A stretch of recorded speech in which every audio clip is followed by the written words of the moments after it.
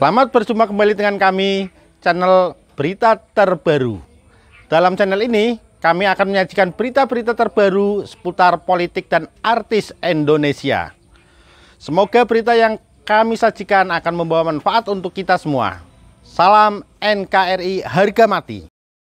Amin Rais beranggapan partainya dijegal, Helmi Felis, bukan hanya Anies, tapi mereka juga ketakutan sama Partai Umat. Pegiat media sosial Helmi Felis menyoroti pernyataan Ketua Majelis Syura Partai Umat Amin Rais yang mengaku kalau partainya akan disingkirkan sebagai kontestan peserta pemilu 2014. Menurut dia, penguasa tidak hanya ketakutan dengan Anies tetapi juga Partai Umat. Hal itu disampaikan Helmi Felis dalam akun Twitter pribadinya pada Rabu 14 Desember 2022. Rame nih, bukan cuma ketakutan sama Anies Baswedan tapi mereka juga dalam ketakutan akut dengan Partai Umat sungguh terwelu. Umat rapatkan barisan. Lawan kezaliman, tegakkan keadilan, ujar Helmi Felis dikutip Newsworthy. Sebelumnya, Ketua Majelis Syura Partai Umat, Amin Rais mengaku, telah mendapatkan informasi yang valid terkait tak lolosnya Partai Umat menjadi peserta pemilihan umum, pemilu, 2024. Dia menduga, ada kekuatan besar yang berusaha untuk menyingkirkan partainya sebagai peserta kontestasi.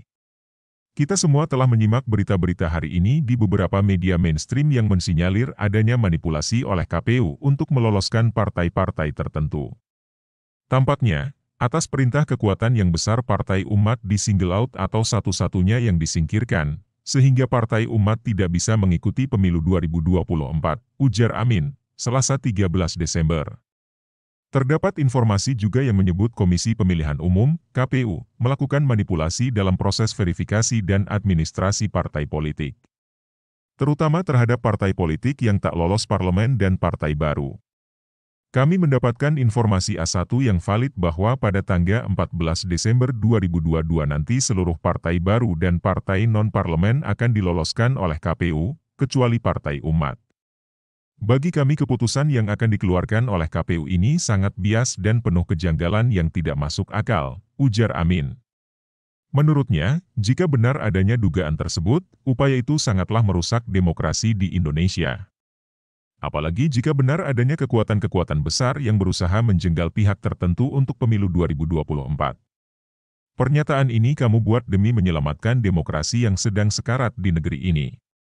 Sekaligus kami mengajak masyarakat untuk bersama-sama mengawasi proses penyelenggaraan pemilu 2024, selamatkan demokrasi Indonesia, selamatkan Indonesia, ujar Amin.